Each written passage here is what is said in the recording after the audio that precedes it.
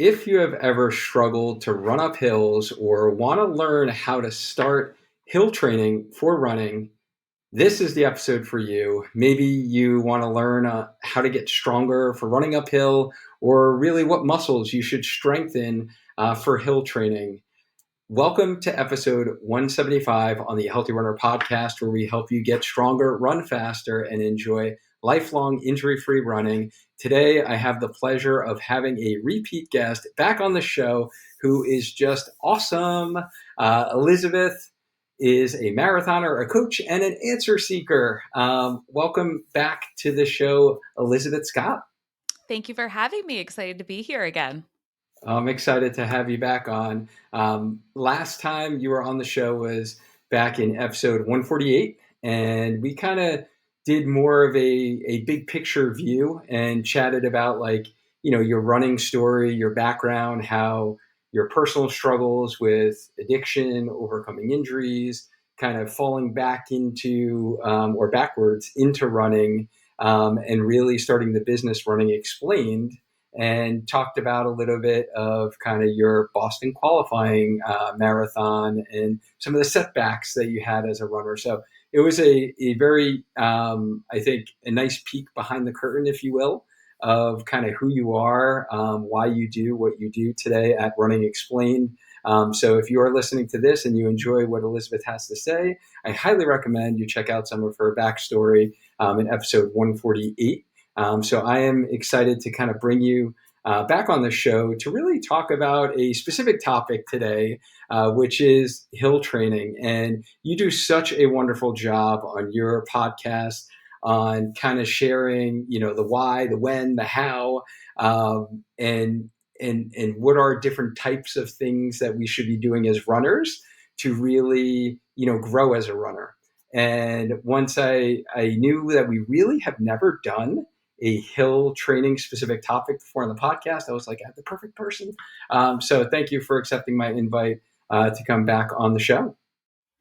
Well, hills are near and dear to my heart since I live on a neighborhood that is literally named something mountain. So I have a lot of experience running hills and coaching people to run hills and hilly races and all the things that it takes to conquer the hills. Yeah. So in really today's episode, we're going to really fill everyone's kind of running bucket. We talk about like 6 steps to grow as a runner on the show. And one of those steps is our training or our running that we're actually doing. And we really try to, maximize this around really optimizing our 4 basic types of runs, such as kind of the easy run, the long run, the tempo run, the interval run. But then there is hill training. So this is kind of beyond the basics of kind of mastering those essential elements of running and the actual runs that we're doing. So before we kind of get into that, can you catch us up on what you've been doing since November and what you have just completed yourself? Yeah, so I just ran the Boston Marathon. So speaking of hills, and this is my first time running Boston, and it was a really incredible experience. Running these majors is always a lot of fun, being in the city and seeing all the people and connecting with all the different runners. And so that's the thing that's kind of occupied the biggest chunk of my personal time recently. And I'm now about a week post race. I went on my first run back today. Feeling pretty good. Obviously, not fully recovered because you're not going to recover from your marathon after just a week. It takes longer than that. But yeah, I'm excited to head into a summer of what I'm calling my summer of strength. I'm very excited. I bought a squat rack. We're going to get into some heavy lifting in my house. And with the business, things are growing. 6 coaches on my team, expanding new offerings. It's a masterclass on planning your training year for people who are self-coached and struggle to understand how to put multiple training cycles together. So, lot of pots on the stove. Oh, that's awesome. Yeah, congrats on the business growth, and congrats to your Boston Marathon. I actually listened to your recap episode during my run at the end of last week. I think after it dropped. I think it was on my long run. I was listening to it, and I thought it was a great recap and kind of getting the full picture and how we kind of reflect after our marathons and our races. And I thought you did a really great job at kind of going through like all the emotions that we go through as runners and how sometimes we can be, hard on ourselves, right? And I really enjoyed listening to that episode. So if you've ever finished a marathon and are going through and trying to like filter through all those emotions that happen, I thought that was a great episode to check out, as well as just hearing about some of the Boston specific hills, which we're going to get into a little bit today, and how you did prepare for that, and some of the training that was included in kind of your Boston Marathon training block. But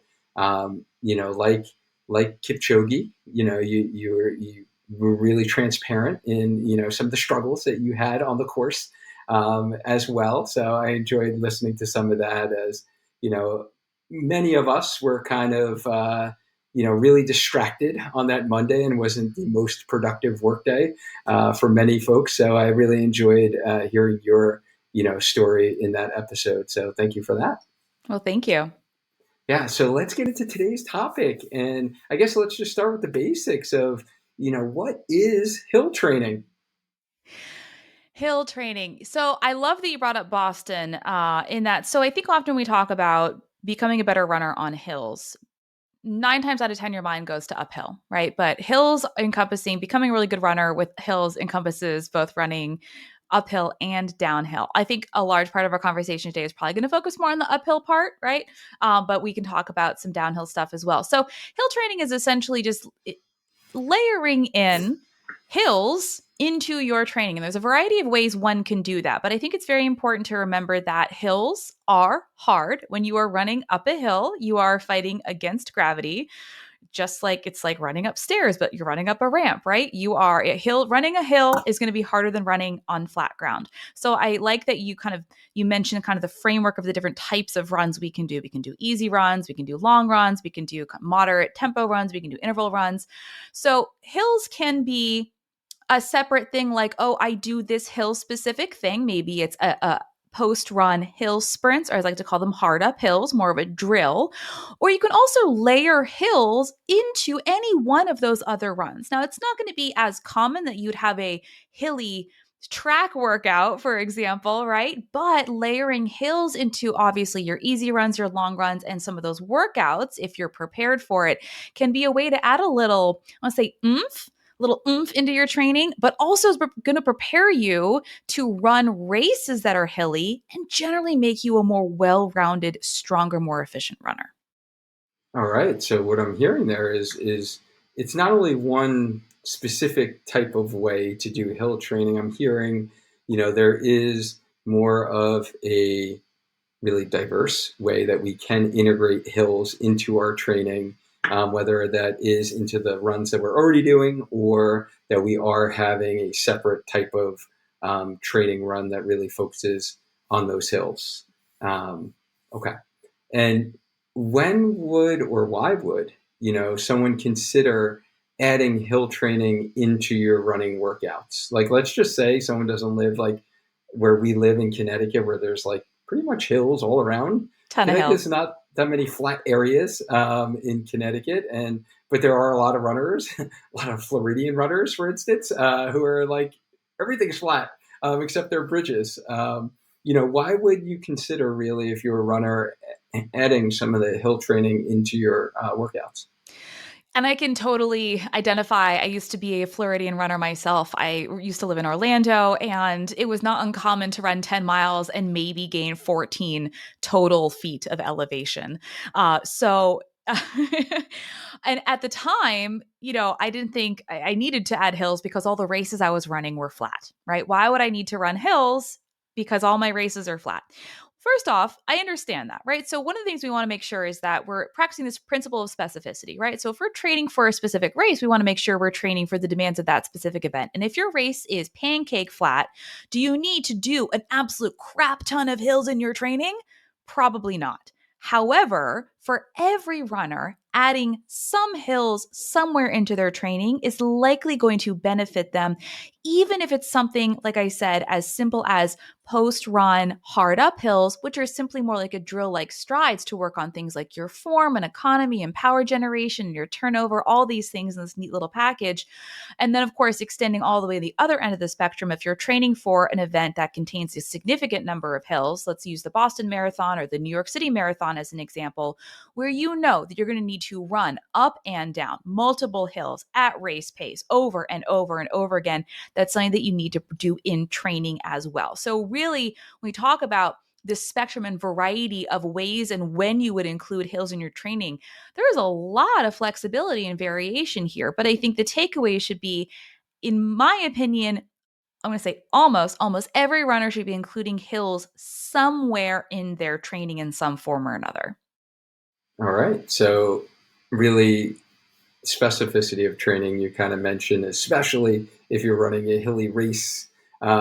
We definitely need to expose our bodies to those demands of running on a hill in your training if you're going to be doing that in your race. But you also kind of mentioned, that it will be beneficial for most runners to add in hill training into their workouts. Is there any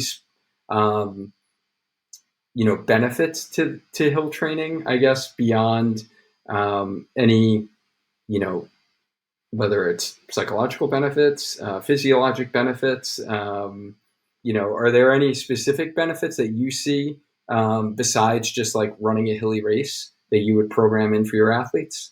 Definitely. I mean, if any of my athletes are listening to this, like, they all know what hills look like in their training. Yes. So running hills in some form or another, whether you're doing something that is short and very hard, and by short, I mean maybe 15 seconds, right? Very short. Or maybe you're doing something that includes very long, kind of moderate graduate. You're, running uphill for like half a mile or maybe more, kind of a moderate incline. We haven't even mentioned the different types of inclines. Is it a steep hill? Is it a gradual hill? That sort of thing. But running on hills, research shows, has a myriad of benefits.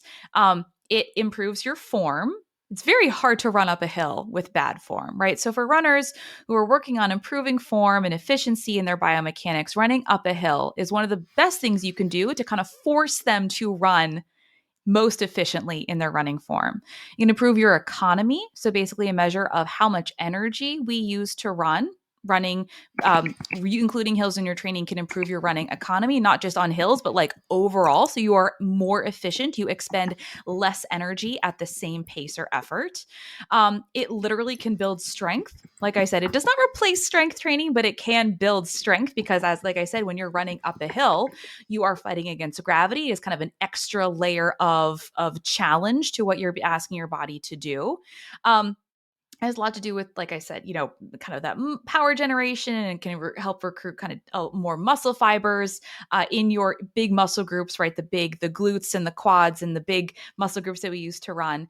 And of course, running hills is mentally challenging, right? There's a reason that hills are a metaphor for many things that we talk about in life that are challenging, because they are a challenge to run them.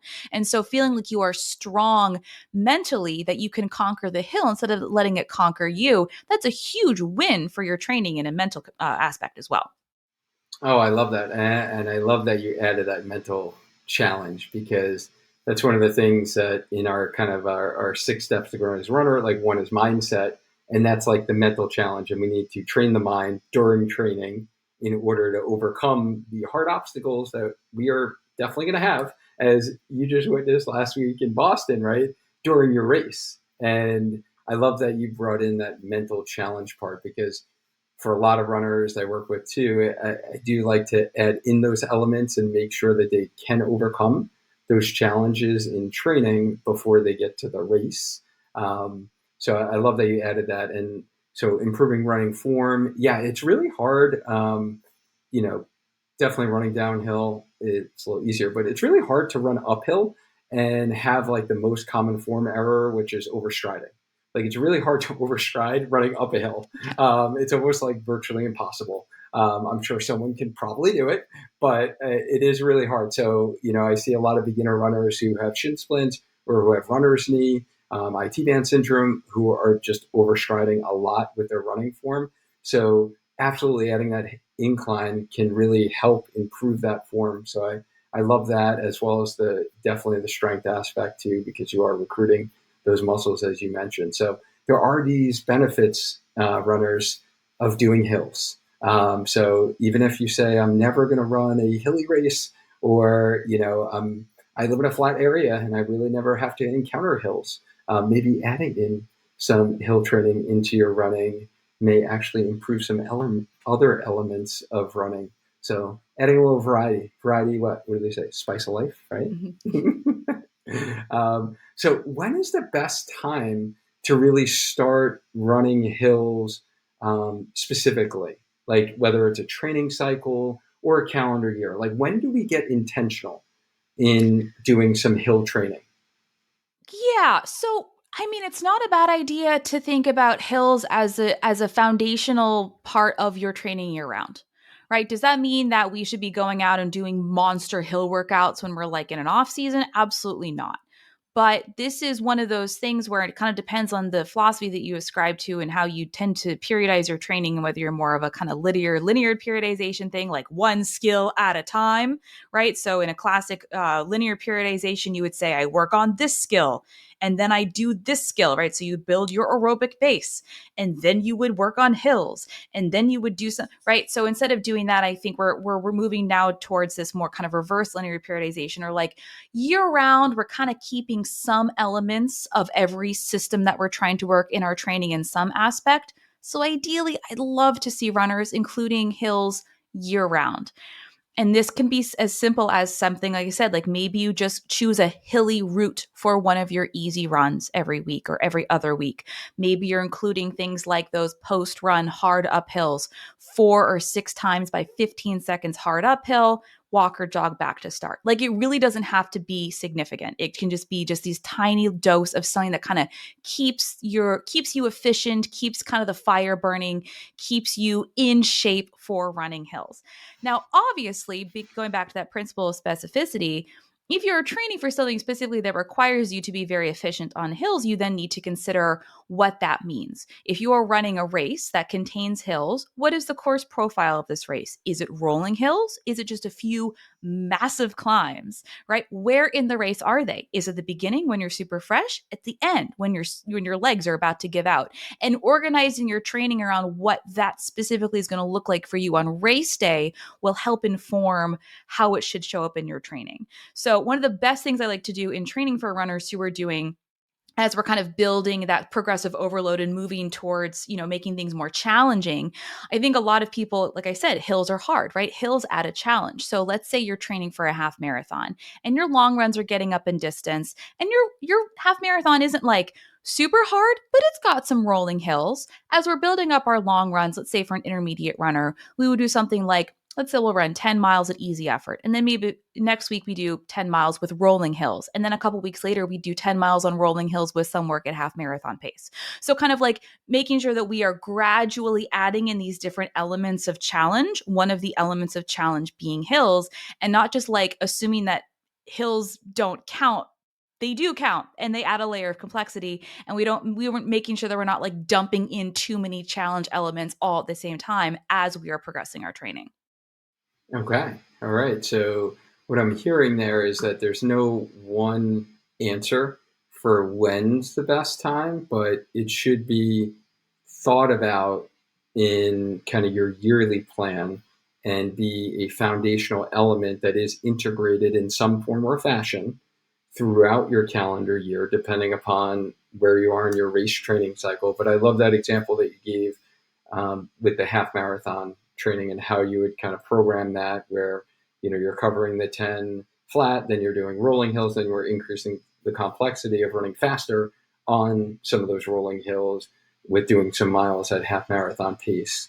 Um, Okay, so that's definitely beneficial. Would you say, because I hear runners doing a lot of, or I guess my first question to you is, because as you were saying this, I just wanted to make sure that I'm understanding correctly. You had mentioned twice now about the end of your run, maybe doing like 15 seconds. We're doing some hill repeats, where you're going up 4 times and then coming down. So would you think of that as something like you would do strides at the end of a maybe an easy run, or maybe at the end of a long run for someone who is pretty well advanced and they're like comfortable at that distance for their long runs?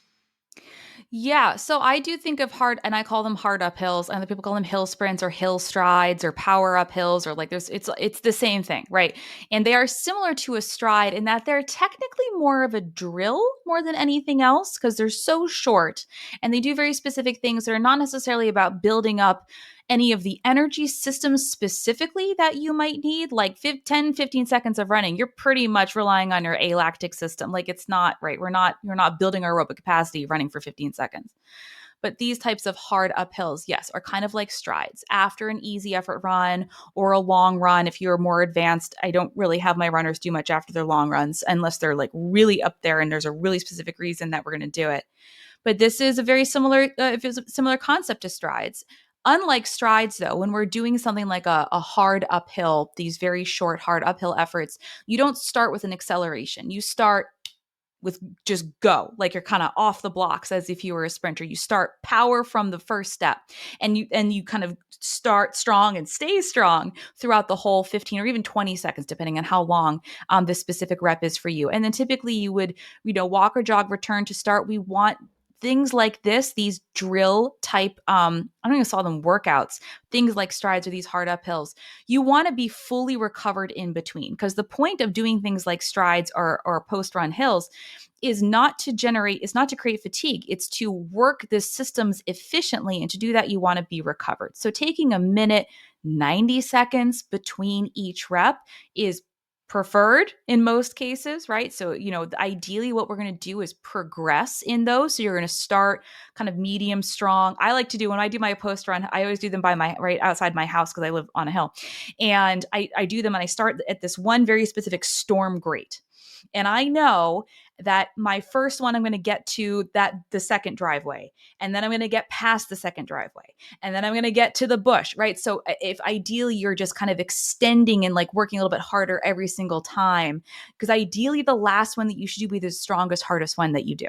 But you're covering you're more distance in the same amount of time. For me, that's how I know that I am executing my post run hard uphills correctly. But yeah, it is a drill more like strides, and it's incredibly, this amazingly powerful little package of benefits in a tiny little work. Like it's what, 7, maybe 10 total minutes if you're doing 6 by 20 seconds with full rest in between. Like you can get so many benefits from this tiny little thing that you're doing maybe once or twice a week. Right. Okay. Thank you for that clarification. And really, your main goal, your rationale is more to kind of work on form, right, and improve form like you would more like a form drill, like strides. It's just a little different form that you're working on. But I love how you clarified. Kind of, we're not gradually accelerating up. You're just like hitting it hard, right, like off the blocks, and just trying to get up that hill.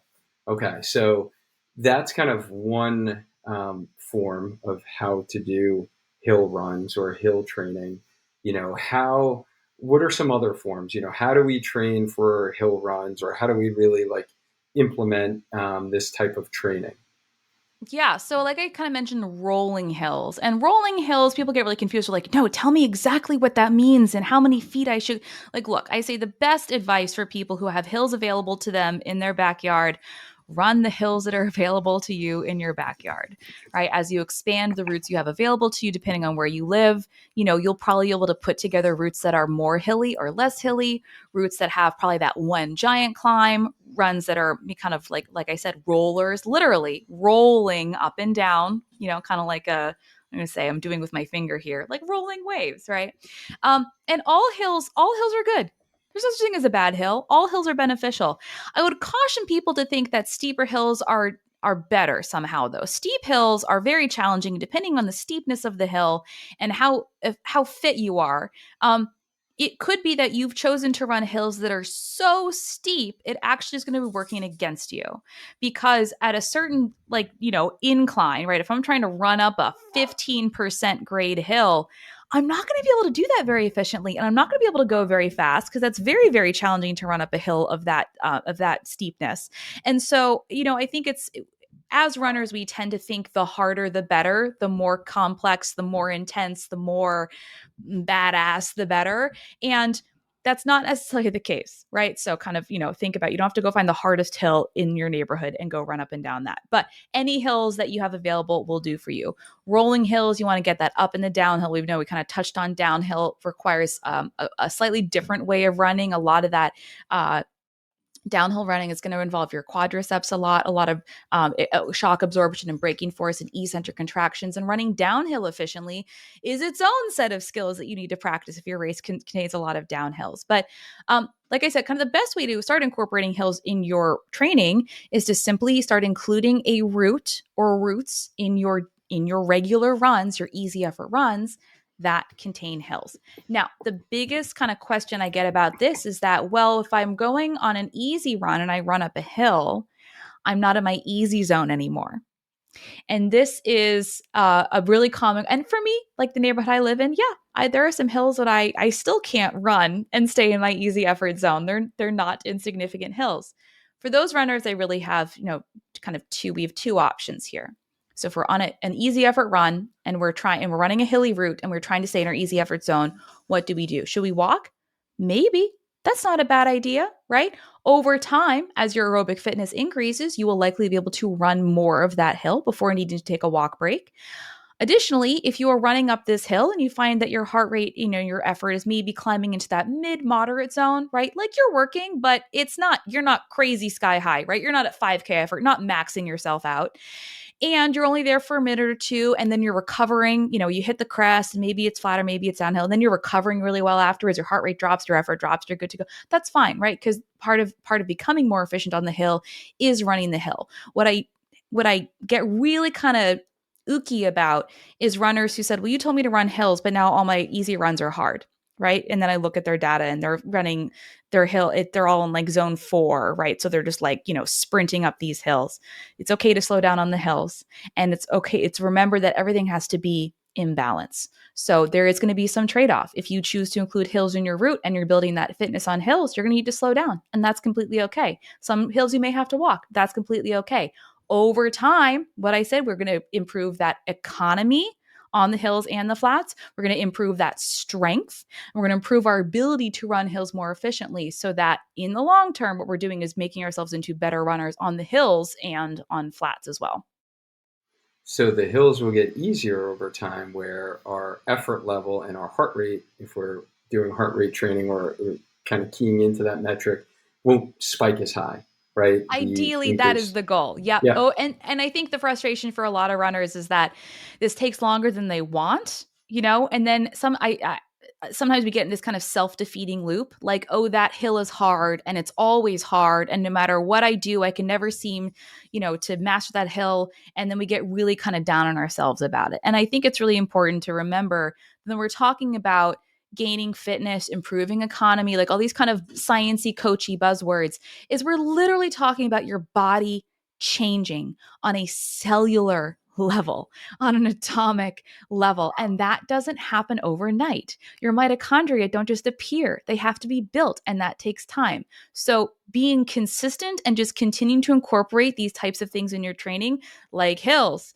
are just going to make you more efficient in the long run. It's not overnight, but it will happen. Mm-hmm.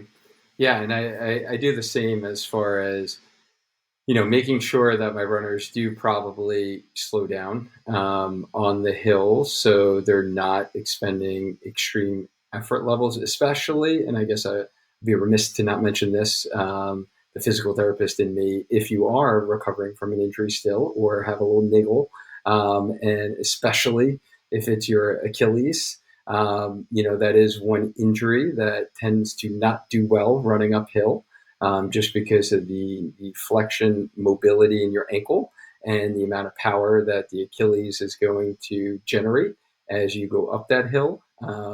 So just kind of making sure that, you are keeping it in your effort level that it should be, from not only like an aerobic training standpoint, but from a tendon loading standpoint, and allow your body to adapt to the demands of hill training. So if this is the first time you're like listening to this episode, you're like, Coach Elisabeth, awesome, hills, let's do it. right? Mind over matter. I'm going to do this hill. Definitely progression is key, and making sure that you are implementing these in the right effort level as well. So I like that you kind of mentioned that before, and I like how you talked about kind of starting with just integrating some rolling hills into some of the easy runs.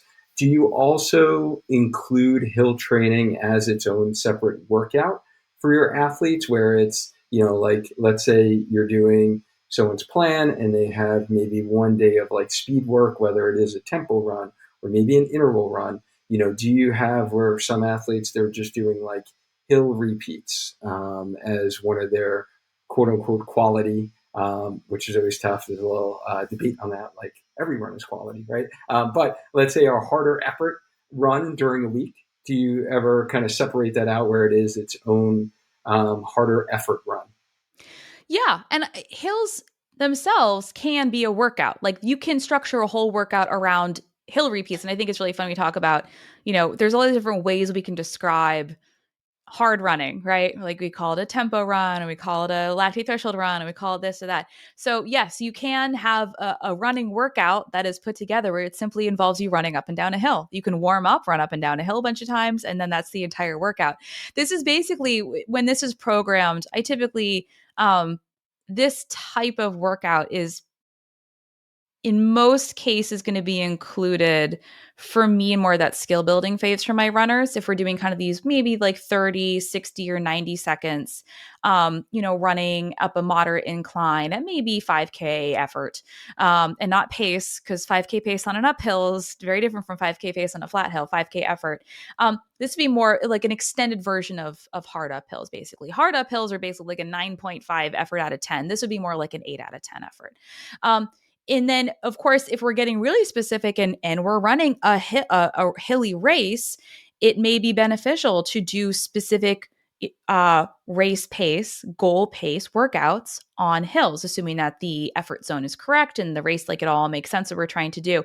And this is the fun part, because it's like there's so many ways one can put together a training schedule, because I can imagine a million different ways in which hill repeats can be beneficial for runners, whether they're training for, a 3K or a marathon, but just kind of the volume and what that workout looks like is going to be a little bit different.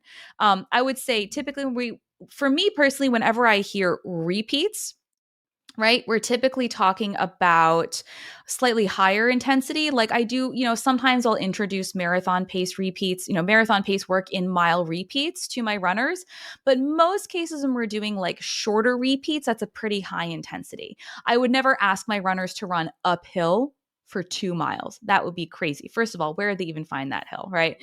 And so like, but so I think by definition of what hills are, we're probably gonna be limited to a couple minutes, maybe a half a mile for most people. If you are lucky to have an uphill mile available to you, tell your coach. I'm sure they'll be ecstatic to work that into your schedule if it makes sense.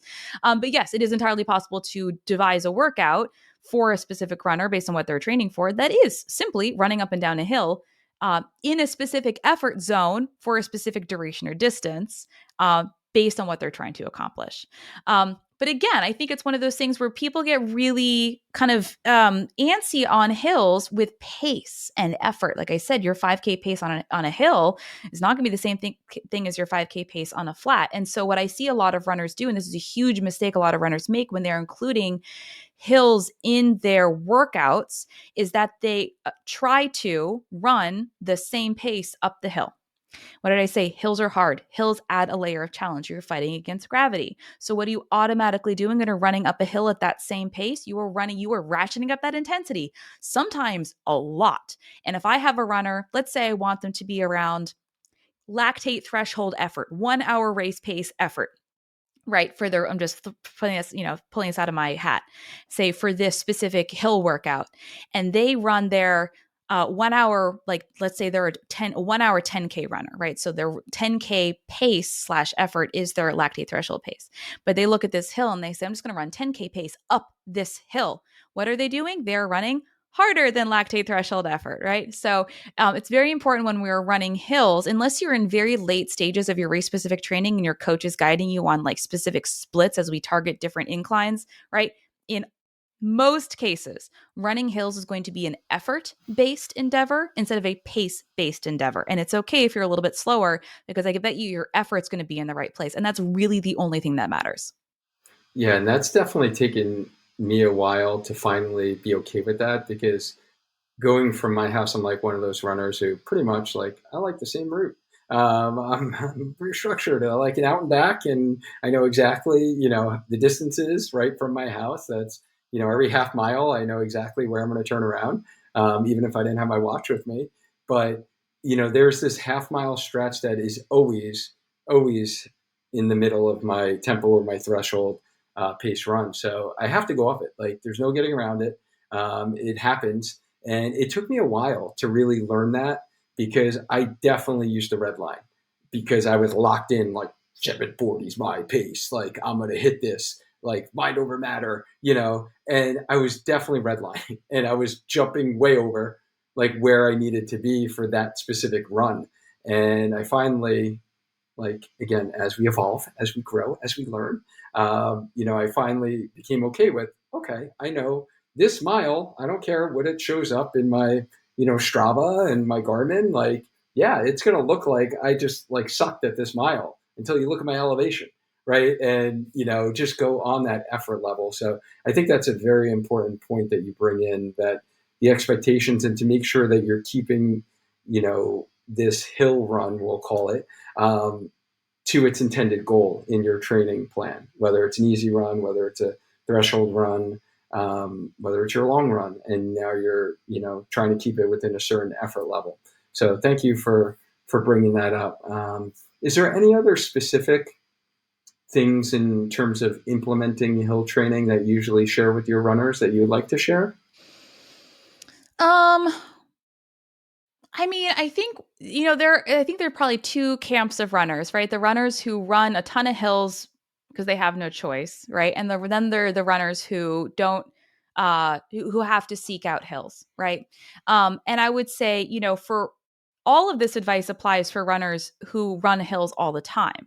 You probably just don't notice it as much, although you obviously hills are always hard, right? If you are a person who tends to run very very hilly routes, you may not notice these things as much because you are more efficient and adapted and economical on the hills, right? But that doesn't mean that you still can't use hills very strategically in your training. And so, I mentioned before about if you're signing up for a race that has hills, learn what that course profile is. And if you can, I mean, it sounds nitpicky, but like people are always looking for that kind of like what can give me the extra edge. And I'm like, well, besides spending a lot of time in your easy zone and making sure you're getting enough sleep at night, if you really want to prepare as specifically as possible for the race that you're doing, understand the demands of the course, right? And where, like I said, where those hills are. So if you're running the New York City Marathon, for example, and you know they're going to be running over bridges, which have a fixed incline. I think the bridges are about 4% incline, and you're going to have all these like half mile climbs and half mile descents at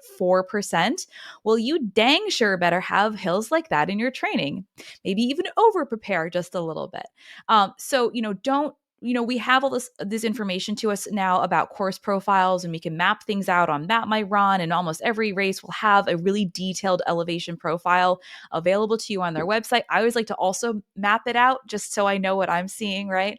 um, that's the best way to prepare, is to prepare specifically for the race that you have. So you're not showing up and being like, I didn't know there were hills. You should have known, right? But I also want to say this for runners, there's no reason you can't run a really fast race on a hilly course. But if the only thing you care about is running as fast as possible, running a flat course is going to be your best bet, right? So hills are going to make you faster, but running hills and training and then racing on a flat course is going to make you fastest, right? So I think sometimes when we think, but I trained so hard for that race. I ran so many hills. I did strength training. I did all things I was supposed to do. Why didn't I hit my goal time? I'm like, well, you had 1,000 feet of elevation gain in that race. Like, what did you expect was going to happen, right? If the only thing we were chasing here was a time, we'd choose a different race, right? So, understand what you're getting yourself into and what your goals are as it relates to what you're training for.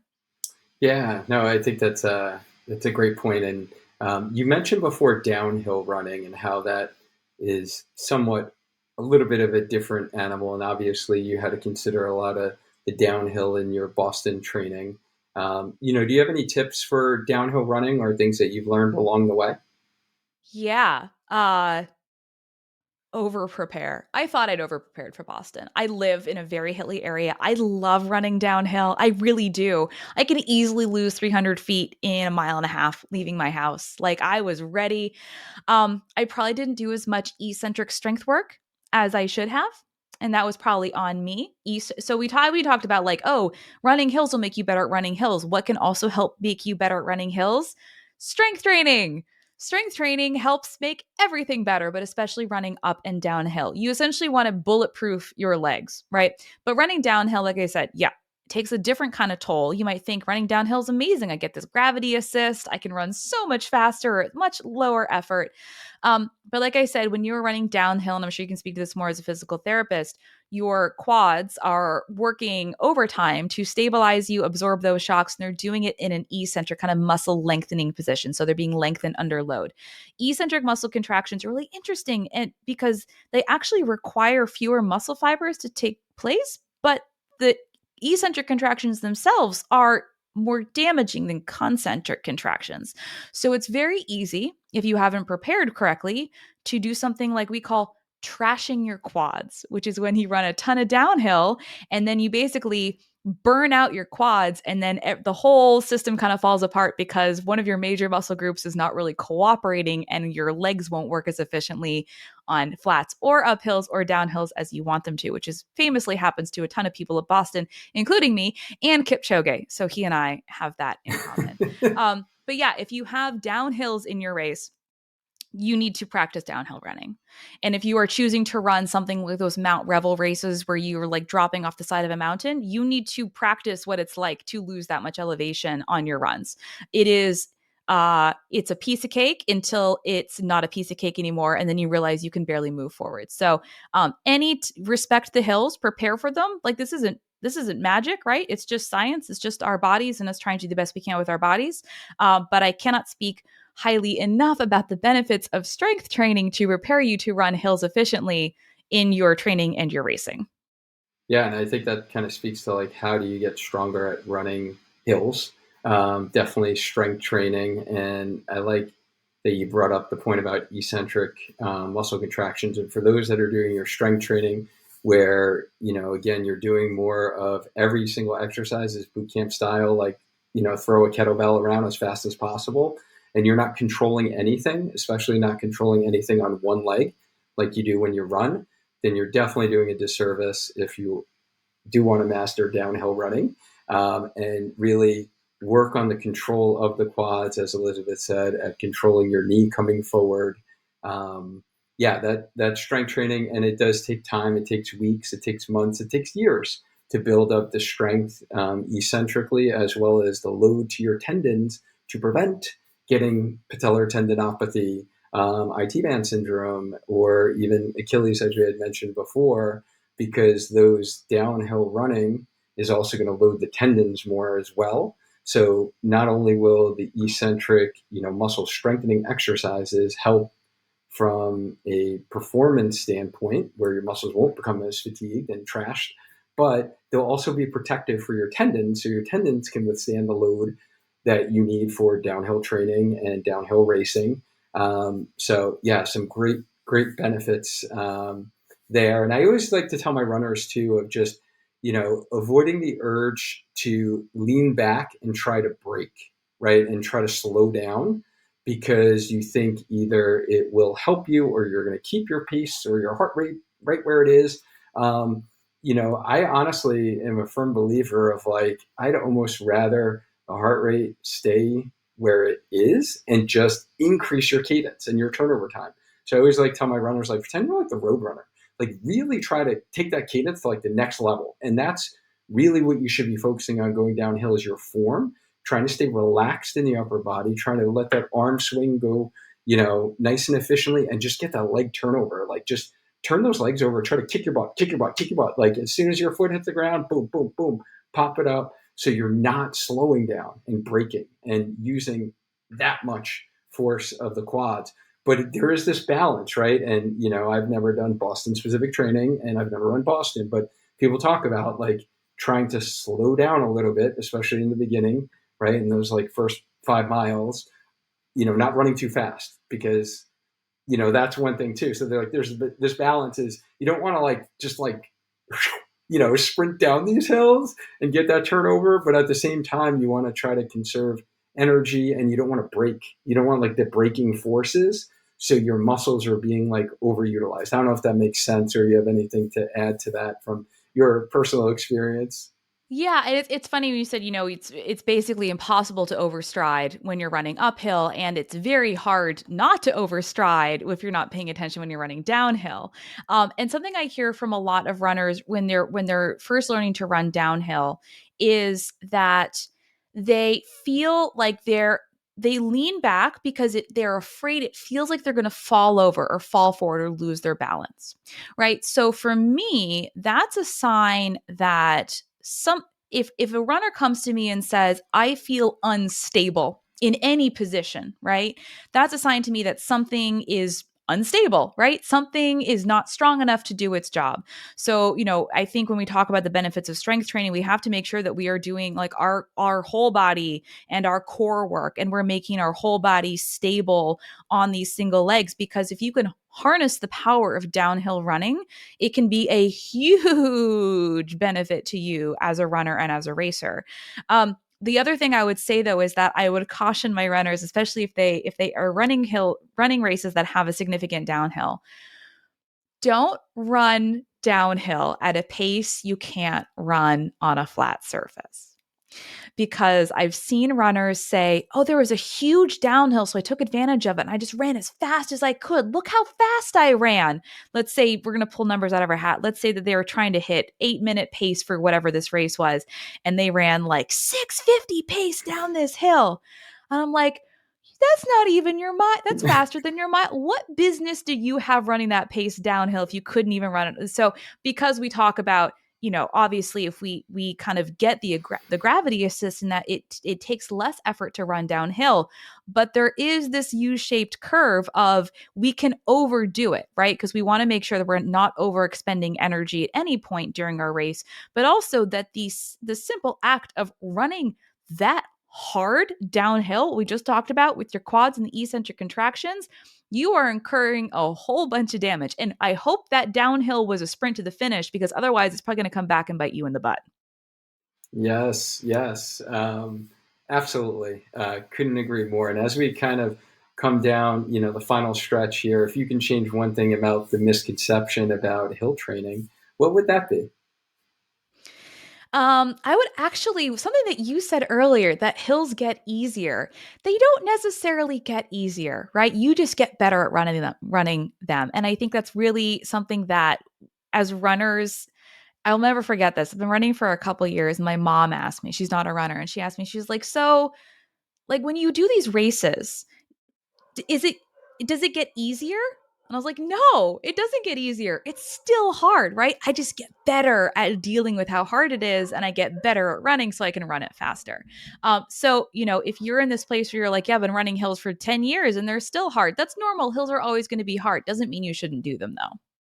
Right. And that it is part of the training, right? And that's why we do them, is to allow that body to adapt. So just kind of recapping here, thank you for sharing this information in which we really kind of did a little deep dive on hill training and what hill training is, why we would consider kind of adding hill training in. And you talked about those benefits in form, economy, strength, the mental challenge and benefits that it provides. We talked about, when is the best time in our training week.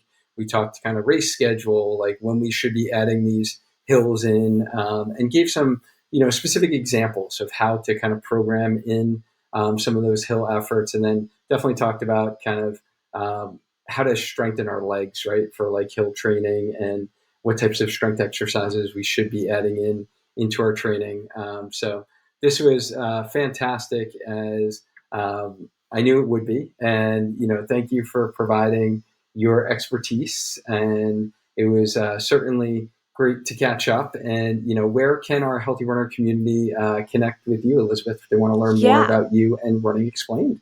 Thank you for having me. I just had a second misconception that I wanted to bring up. There is there is a misconception among some people that if you run hills, you don't need to strength train. And that is simply not true. So if you ever had a coach or another runner tell you that you don't need strength training because you run plenty of hills, they're wrong. I don't care how credentialed they are, they're wrong. Studies have shown strength training makes everything better and it prepares you to run hills even better too. So, yes, it's my second misconception. Where can you find me? At Running Explained. I am on Instagram. I have a website. I have a podcast, a Running Explained podcast.